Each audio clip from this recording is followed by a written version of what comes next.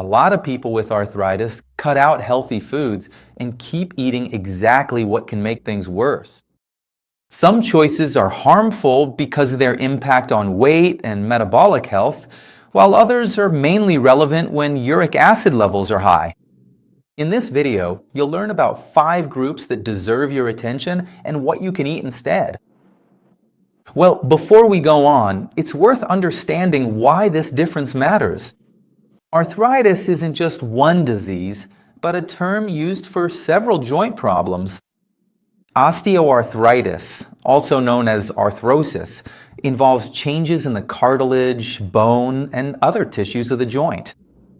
Rheumatoid arthritis and psoriatic arthritis are linked to the immune system. Gout, on the other hand, happens when uric acid crystals build up in the joint. That's why a food that's important for someone with gout might have little direct impact on another type of arthritis. And one of the most underrated choices doesn't even need to be chewed. Sodas, nectars, juice drinks, ready-to-drink teas, and other sweetened beverages deliver a lot of sugar quickly and hardly make you feel full. For people with gout, added fructose deserves special attention because it can encourage the production of uric acid. With other types of arthritis, the harm usually happens in a different way. More calories, easier weight gain, and worse glucose control. Sorry about this, folks, for the child here. This matters because being overweight increases the load on your knees, hips, and ankles. Water, sparkling water, coffee, or tea without too much sugar are better substitutes. When you want something sweet, whole fruit is usually a better choice than juice since it keeps the fiber and requires chewing. But liquid sugar isn't the only convenient choice that sneaks into our routine. Sausage, hot dogs, bacon, salami, and bologna obviously don't corrode cartilage right away.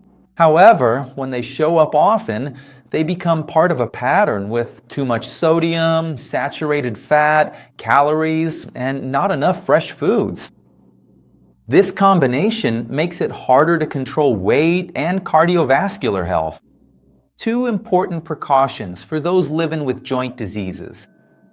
Eggs, chicken, fish, fresh meats in moderate portions, beans, lentils, and chickpeas help reduce dependence on these products. But before talking about other foods, if you want to follow shorter content and everyday tips, follow me on Instagram.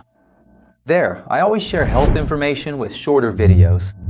Don't forget to also subscribe to the channel here on YouTube and turn on the notification bell. Here, the content is longer, but I try to bring you the best information possible so you can take better care of yourself.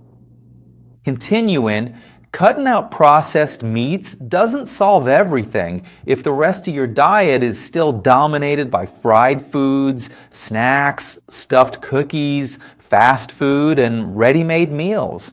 None of these foods will automatically trigger a flare-up after just one serving. The problem arises when they make up a large part of your diet, make it easy to consume too many calories, while fiber, vitamins, and higher quality proteins are left out. Over time, this pattern leads to increased body fat, worse metabolic health, and more strain on your joints. Okay? Yeah, baked, boiled, or grilled dishes can take up more space, while olive oil, seeds, and nuts are added in small amounts instead of ultra-processed sauces and snacks. Up to this point, the main problem has been the eating pattern and its metabolic consequences. The focus shifts when we get into choices more directly linked to gout, starting with alcoholic beverages. Alcohol can increase the production of uric acid and make it harder for the kidneys to eliminate it, which can trigger flare-ups in people who are susceptible, okay? Beer usually deserves special attention, although the amount and frequency matter with other drinks too. This doesn't mean that everyone with arthritis needs to completely give up alcohol. Preferably, if you can, obviously, quit. It doesn't bring any health benefits, okay?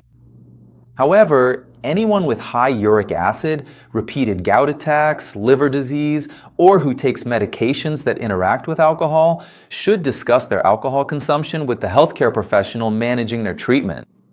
During a gout attack, avoiding alcoholic beverages is essential. It's the smart thing to do, okay?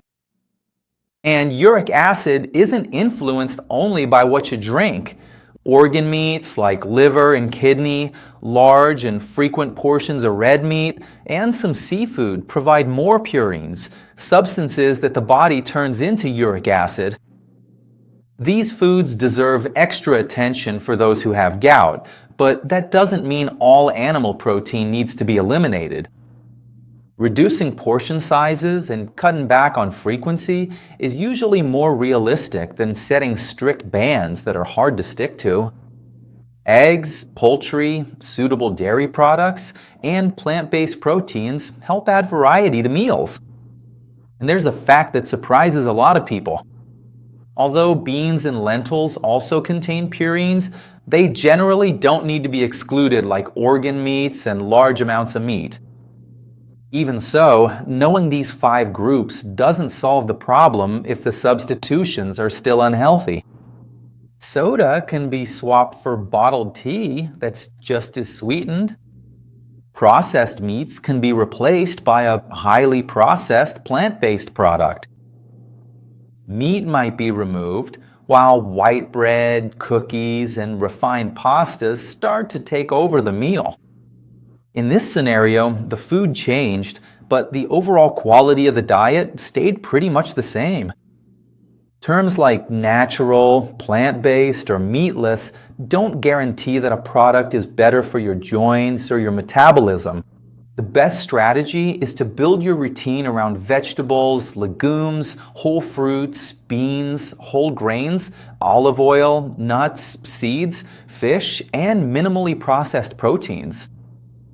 Pay attention. No single food can reduce inflammation in all your joints, but this pattern can help with weight control, blood glucose, that is blood sugar, cardiovascular health, and, when necessary, uric acid.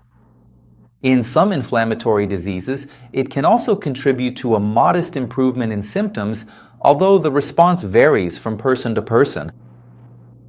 Before cutting out foods at random, find out what type of arthritis you have and focus on the changes that really apply to your case. Diet can complement your care, but it does not replace medication, guided exercise, or professional follow-up. That's all for me for now. God bless, take care, and a big hug.